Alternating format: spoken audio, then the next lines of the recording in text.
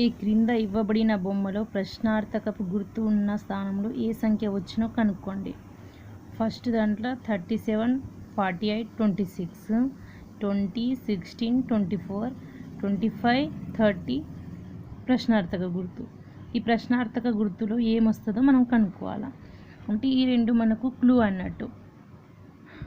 ఈ రెండింటిని బేస్ చేసుకొని మనం ఈ వాల్యూని మనం ఫైండ్ చేయొచ్చు. ఎలానంటే చూద్దాం. ఫస్ట్ వన్, ఈ 48 ప్లస్ 26 బై 2.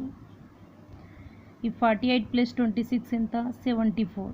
74 బై 2 అంటే 2 1s 2 3s 2 7s అంటే 37. అంటే మనం ఈ రెండింటిని ప్లస్ చేసి బై 2 చేస్తే మనకు 37 వస్తుంది. సేమ్ దీన్ని కూడా అదే మోడల్లో చేస్తే second one 16 plus 24 by 2 equal 16 plus 24 40 by 2 అంటే ఎంత వస్తుంది మనకు? 20. అంటే ఈ రెండింటిని ప్లస్ చేసి బై 2 చేస్తే 20.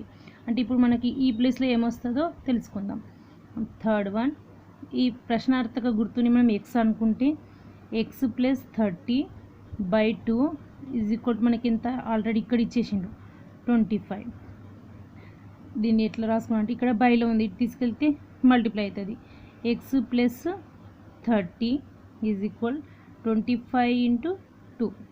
X plus 30 is equal to 50. ఇక్కడ ప్లస్ 30 ఉంది, ఇటు తీసుకెళ్తే మైనస్ 30 అవుతుంది. X is equal to 50 minus 30 అంటే ఎక్స్ ఈక్వల్ టు ఎంత? 20. అంటే ప్రశ్నార్థక గుర్తులో ఉండాల్సిన వాల్యూ ఎంత? 20.